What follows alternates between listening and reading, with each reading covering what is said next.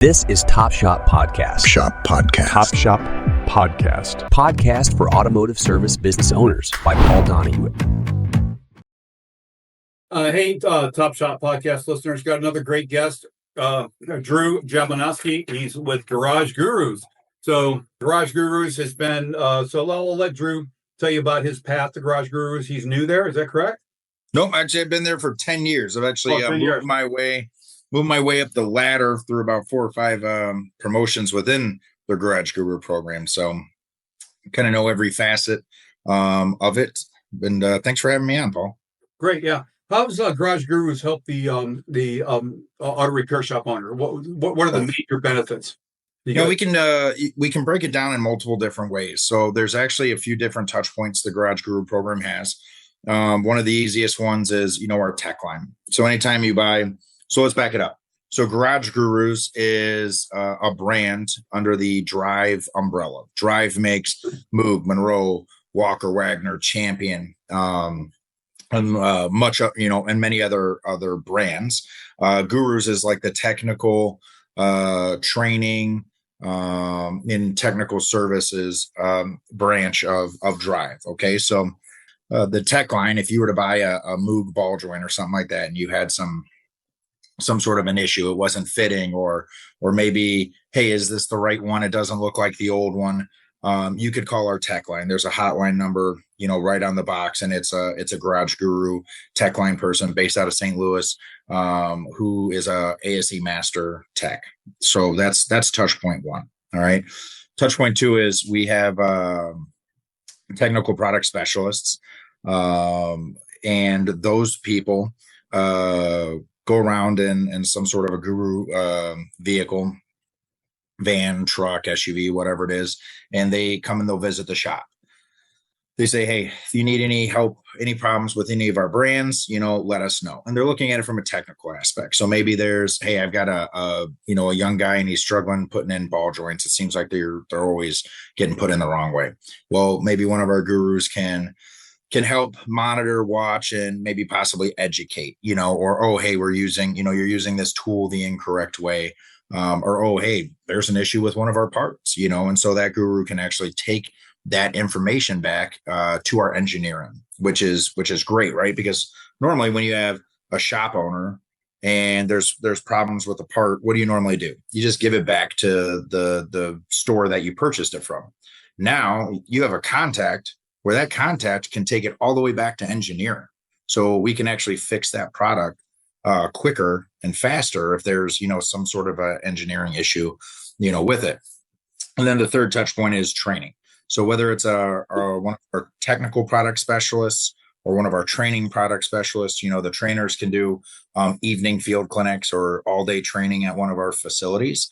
And we can work on, different aspects of that training, or different aspects of training, whether it's drivability, brakes, front end, electrical, communications, or we can do it in your shop in like 45-minute little snippets as well. So a lot of different avenues that the Guru program can assist shop owners today. Sure. Tell me about the different types of training programs that you have. You have, facility, online, go-to. Absolutely. So one of my favorites is our learning management system, which is online training. I like that because, when I was running shops myself, we could have my technicians on their lunch breaks. They could be taking a class. It's a slow day at work. They could be learning there. So instead of scrolling through your TikToks and your Instagram reels or Facebook, you can reinvest time or reinvest in yourself by, advancing your education. With the learning management system that also has tools on it as well. So there's a resource center. The developer of our learning management system, Jose, he's a technician, ASE master as well. He actually put, a volumetric efficiency calculator on there, a 5-gas calculator, lambda calculator, SAI and IA charts. So, and much more. These are all valuable, tools that a technician can use in their day-to-day life. So besides going on the learning management system to get some information, to learn some ASE test prep, now there's actually usable tools that you can actually incorporate in your day-to-day, diagnostics. So That's our learning management system. Next, we have the technical product specialists who can come there and they can focus on, hey, what's going on with the product? You're having some issues. Let's see what we can do. Oh, hey, it's, the whole shop's having issues with brakes, or maybe they're learning drivability, or they're getting into the check engine light world. They can do 45-minute lunch and learns, or they can do it for breakfast or dinner, whatever it is. They come in, they can provide some food, and they can, do small training modules. The other one is our training product specialists. So they're basically like the technical product specialists, but they can dive a little bit deeper into the training world. And they can, do 3-hour trainings at night. They can do, 4-hour day courses, 8-hour day courses, or 32-hour courses at our facilities. And these are hands-on, or they can just be, lecture style as well. So real large program, large breadth program that we have here. Right. Yeah. Now you also have a mobile, right? Yeah. So we do have the MATCs right now. So there are 2 mobile automotive training centers. We have them. So we have them like an allotted amount of days. That one's more of a specialty thing, right? So we have brick and mortar facilities in Southfield, St. Louis, and Miramar, Florida. But then we have the mobile trailers that we can, come to you, I guess. Those get booked up pretty quickly. So they're not as, they're a little bit more difficult to get a hold of. You know what I mean? Yeah, but they book up. Yeah. In all honesty, we can't do as much training there as we could do in one of our, brick and mortar facilities. Right. So it's better that the shop owner with the techs that they want to train come to the facility. Yeah, in all honesty, so like if you're really investing some money in one of your technicians, and we see it a lot, there'll be some buying groups like Alliance or Federated, they'll invest and they'll help support their shops. And so right now we're working on 2 weeks of in-person training from AutoWares, which is a warehouse distributor, and they'll send technicians to Southfield for the week or for the following week, whatever it is, but then they get like 5 days of training. So we'll build some custom courses and whatnot, and we know it's all going to be advanced level, or it's all going to be beginner level, and we can get hands-on, we can get into bugging vehicles, and from a training perspective, a student perspective, you're exhausted by the time you're done. 5 days of intense training. That's right. That's tough. Yeah, it's a lot of. They're getting a fire hose. Yeah. So let's get to the beginning a little bit because you. I think it's important for the repair shop owners to know you're not one of these people that got a BA degree and then went to work in corporate America. You've got hands-on. How many years have you been in the automotive industry? I've been in the automotive industry now 26 years. So I have not, still haven't graduated from college. I did college for about a year. It wasn't my thing. So I was wrenching on cars, and my parents were always like, hey, let's go to, you're going to go to college. I said, all right, I'll give it college. I gave it the old college try, and it didn't work out. I do sit on the ASE board of, Education Foundation.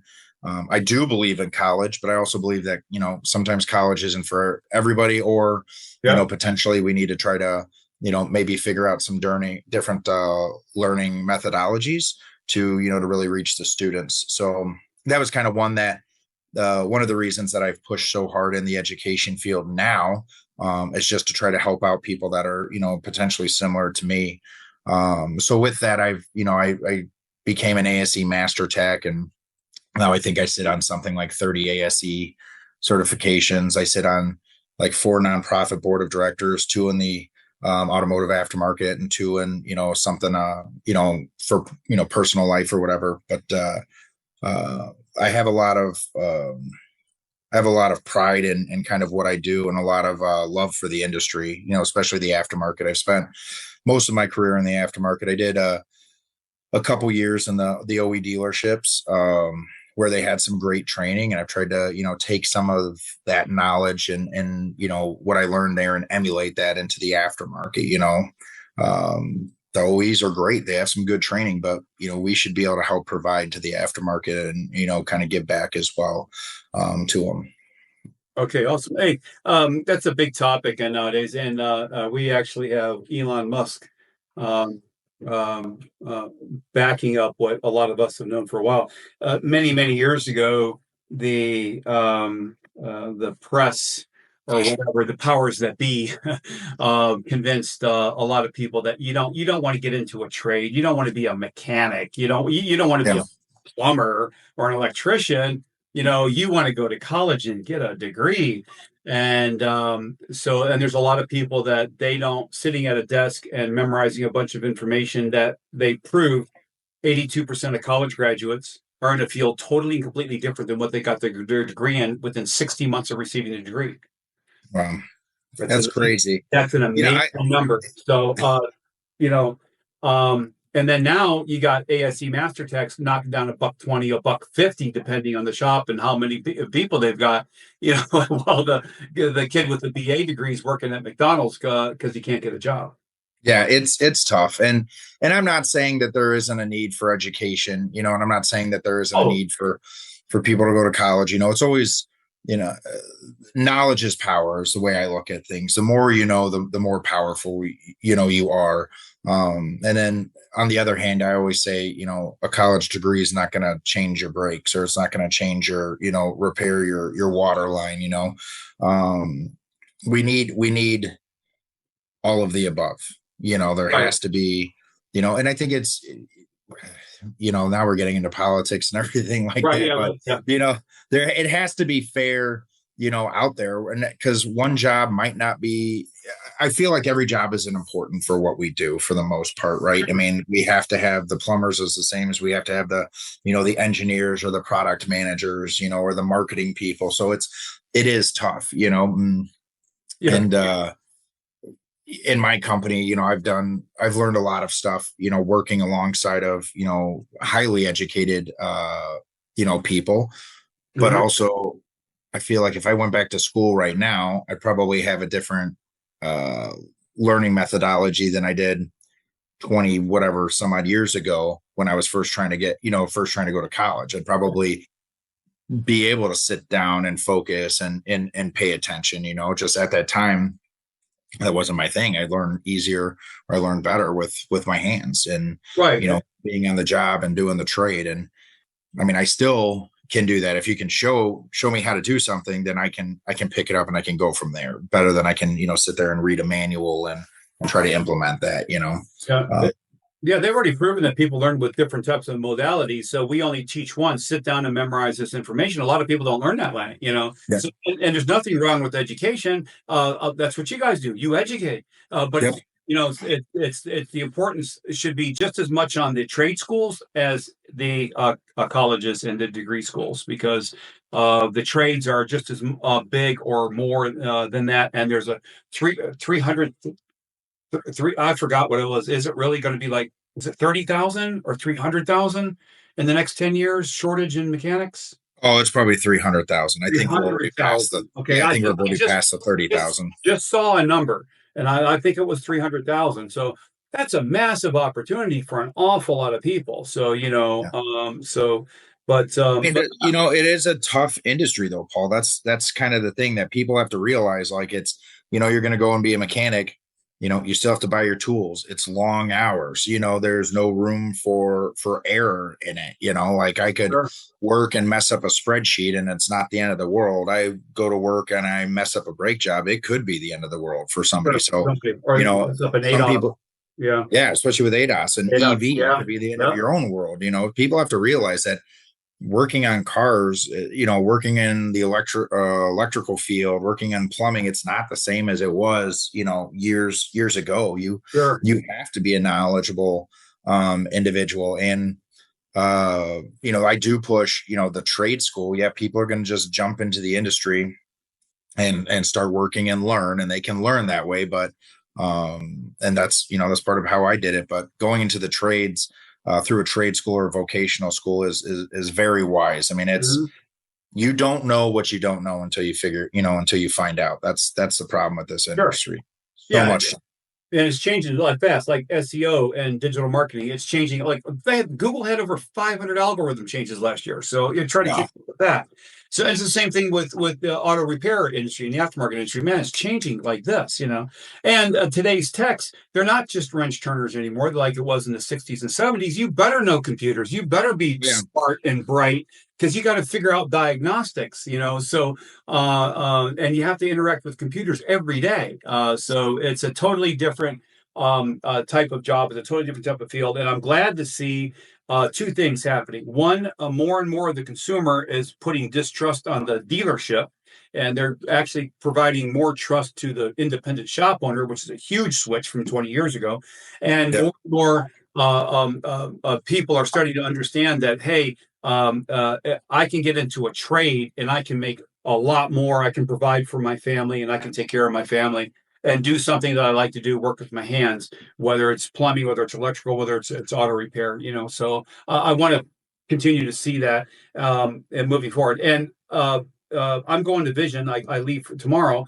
You know, talk about one of the best training events, you know, ever is the Vision Trade Show. So, and that's all about education. You know, we're in the industry that requires lots and lots of education. I feel that's where Garage Gurus has really stepped in to help fill a needed gap in the industry, was to provide these independent shop owners with training at their will. They can have a bus come to them if they can get it booked. They can come down to one of the three facilities, or they can do the online training with the and then with the online training, all the courses. They just go to garagegurus.com. GarageGurus.tech. That's our landing Yeah. page, and they can sign up from there. It's kind of all about the gurus there. All right, so it's garagegurus.tech. Yeah. So how did Garage Gurus get started? So where was it? It was it's about 10 years ago. We had a new person heading up marketing. Her name was Laura Suave, and she came out with this idea to, you know, create a brand that was focused on kind of giving back and connecting the technology shortage from, you know, the younger generations to the older generations of technicians.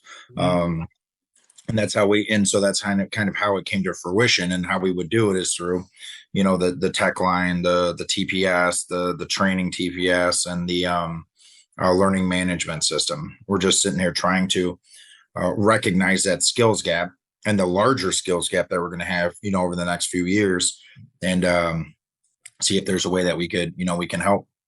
So far, we're doing our best. Right. And don't get me wrong, you know, training is training. Whether you come to see my training, you go to a different vendor's training, as long as people are reaching out and they're getting training, that's what's important, you know? Yeah. So there's a lot of competitors in your industry, correct? Yeah, I would say, you know, and I always say it, I think I said it on your show before, I don't look at what we do as, you know, having competitors in the way of, you know, oh, come to me instead of them. I just want you to go get training. It doesn't matter if you're coming to me, you're going to somebody else. The worst thing that we can do is have people that work for us and they're not getting trained, or they're not going to training, because you're jeopardizing potentially somebody's lives. You're, you know, giving a bad stigma to the industry by you know, not being educated, not doing the job right. This field, you have to continuing. It's all about continuing education in this field. Technology is changing daily, you know, with EVs, with ADAS. If you think what you knew about it 10 years ago, it's not necessarily the same as it is now. And that's why, like, ASE is a good example of that. They're constantly updating their testing, or Map AMRA. Map AMRA is constantly looking at, you know, the different, you know, repair and maintenance requirements on, you know, different, you know, potential parts and whatnot, and what industry standards are, because it's just constantly changing. It's constantly changing. Yeah. So there's a lot of auto repair shop owners that don't know what the Automotive Maintenance and Repair Association, AMRA, is, or they don't know what the Motorist Assurance Program is, because it's been promoted really well with the big corporations and the industry leaders. And I'm working with AMRA MAP to change that, to get more down to the local level with the auto repair shop owner. So as an auto repair shop owner, for $200 a year, it's ridiculous. All of our clients, we tell them, look, you need to join this so we can put the AMRA and the MAP logo right on the top Yeah. of the home page, because it's a trust badge. So even though a consumer goes and they don't have the slightest idea what these logos are, they just see these other trade associations that this shop belongs to, and it's a subconscious deciding factor on who they're going to choose. I think I'll choose the shop that's got the great reviews front and center, and they're affiliated with all these things that I don't know about. Yeah. It looks better. So tell the independent repair shop owner why it's a really good idea to spend that $199 a year and become a motorist insurance program shop. So sure, and I'm probably not going to do it as much justice as somebody from MAP could. But I've been a part of MAP on the industry side, probably for about 5 years now. So I go to the MAP Hammer conference, and from that aspect, it's very interesting because I can sit in the room and I can listen to industry experts in their field, whether it's TPMS sensors, whether it's steering, suspension, all across the board, DVI, whatever it is. They're talking about like different parameters, different specifications, and the group, and it's a bunch of like engineers and shop owners and whatever. And they're having discussions on, well, should this be something that we should be saying, hey, we should be inspecting this part at, X amount of miles, or we should be doing a deep dive on this part. And they're taking all of that. So it's not, so the shop owner's not getting false information, right? They're not saying, oh yeah, you should replace it every year. Well, should we replace it every year? Because, we have seasonal oils, right? People say seasonal oils or, this, that, and the other thing. This group, part of what they're doing is they're diving into that and saying, well, we're trying to protect the consumer, right? And so they're saying, no, this isn't something that MAP Hammer is going to potentially back, because of all of, the data supports that, it shouldn't be necessarily be replaced. Maybe it should be inspected. And so for a shop to be a part of something like that is saying like, hey, I do have my customer's best interest in need, right? And they even have like, they're working on now digital vehicle inspections, DVI, where it can, they have certain parts spelled out, hey, this is bad and this is bad because of this, or it's marginal and it's marginal because of this reason, or it's, it's bad or it's good, because it passes these, these tests, and they can take that and they can also, give that to the customer. So I'm a big supporter of MAP. And when I was running a shop, we would use MAP guidelines. When we would look at things like, hey, is this ball joint bad?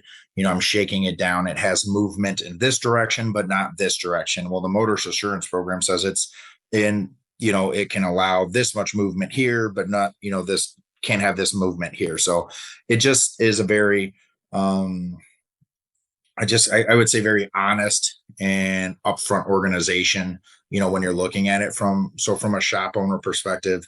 I always want to align myself with, like ASE, with, MAP Hammer. These are organizations in the aftermarket or the OE industry that are really trying to help the consumer and help the shop owner. And I just think that's who I want to stand with at the end of the day, right? I want to be aligned with them. If I'm aligned with them, I know I'm doing something right because they're doing something right. Right, correct. Yeah, speaking of DVIs, digital vehicle inspections, you've been in the business 26 years now. What are the changes that you see? What are the big changes that you've seen in the last, say, decade with the automotive aftermarket? Oh, wow. That's a good question.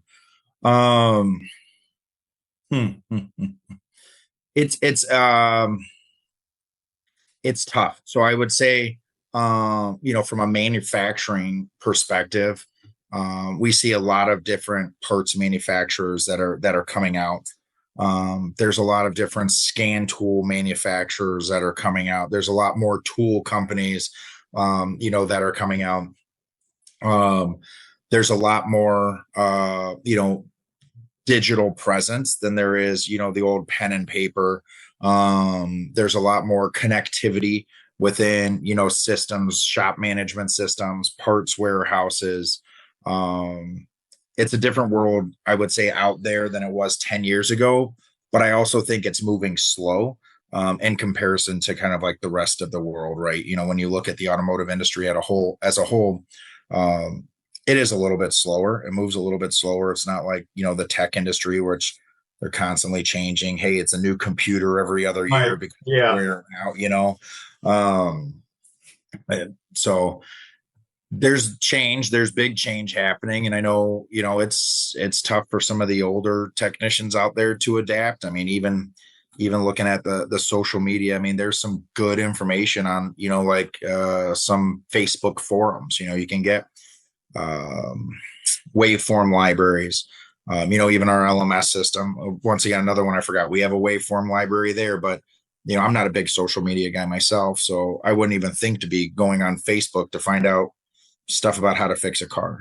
I'm always stuck to my, shop management system or service information of like, Mitchell, ProDemand, all that, Identifix, or, the OE stuff. So it is interesting to see just all the different facets that are out there where we can help ourselves be better technicians or to get more information from, I remember years and years ago, sometimes you would struggle to find a wiring diagram on a vehicle. Now it seems like it's information overload. You can almost get too much information. You got to figure out what is applying to this, what's not really applying to this. And it's a lot of change in our industry for sure. How's Garage Gurus keeping up with this change in their training programs? So honestly, we get a lot of, voice of the customer, voice from the, the streets. So we talk to the technicians. Hey, what are you seeing? What's out there? I mean, I still have some of my, gurus out there. They'll be working on cars. There's a technician. They were doing training somewhere the other day. And one of them, one of the customers or the technicians was like, hey, I think I got this problem on my car. Would you mind stopping by tomorrow and helping me with it? Yeah, not a problem. So the trainer went over to the shop and ended up helping the technician diagnose the car. Wow. So we're going there. I've got one of my trainers, every minute of downtime he's working in a shop doing check engine lights, programming. I got another guy, the one who built the LMS, he does remote programming. We also make all of them go to technical training. So they have to receive like between, I can't remember the exact goal, but I think it's something between like 20 and 40 hours of training. So we have to go to training from our, quote unquote competitors, just because we need to stay up to speed. We can learn it and teach ourselves, but hey, maybe somebody else knows something we don't. Let's investigate it. One of the best quotes I ever had, one of my trainers told me, he was teaching an oscilloscope class, and there was an 84-year-old gentleman in the class. And the trainer was like, why, what are you doing here? You're 84 years old. And he goes, yeah, I'm still working on cars. He goes, the day I stopped going to training is the day I stopped working on cars. Wow. That's strong. That message is strong. Yeah. And that really is kind of, that brings it home for me. You're going to be training your whole life. If you want to be the best that you can be, that's what it's all about. Yeah. Tell me about the time. So it's really good that you're real hands-on. So you ran a shop for some time? Yes, sir. Yep. I ran shops for probably around 3 years. Oh, 3 years. Okay. Shop. So, so I had there was a franchise. I worked at one location, and then I got taken out of that location and went to another one. Okay. Ran a couple different stores. Ran a couple different stores. Okay. Yeah. I'm sure they, anybody who's an ASC Master Tech probably does not have a hard time finding a job, correct?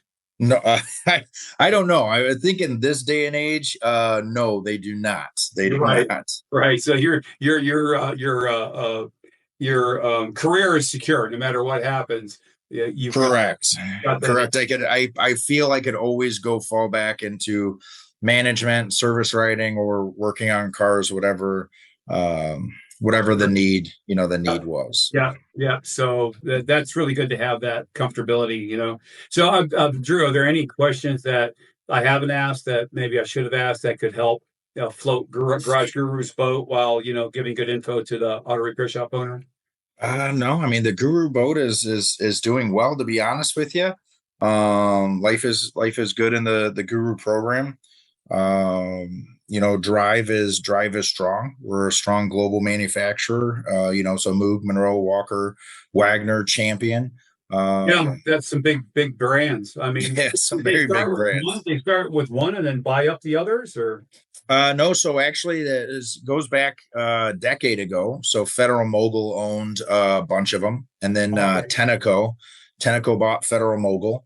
And then within there, they kind of split the company to, they called it Drive. And then I think it's Tenneco. So Tenneco is like the OE side, Drive is the aftermarket side.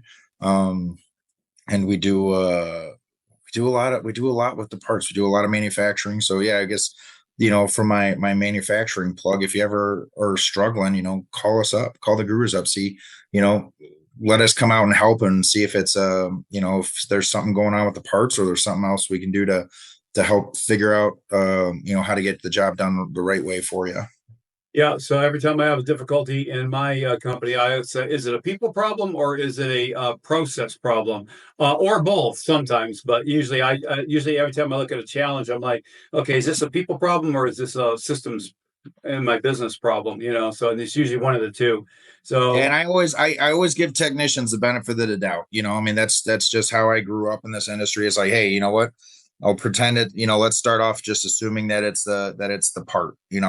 Right. Show me what you're doing. What are you using? What tools? And you'd be surprised how many technicians to this day still don't have a torque wrench, or they're using an impact gun on certain parts. And it's like, well, that's probably going to be your problem. Sometimes you gotta slow things down, and that's one of the problems that I don't know how to fix in this industry, but I think it's one of the problems we've all identified is the whole flat rate thing. Is how do you fix that?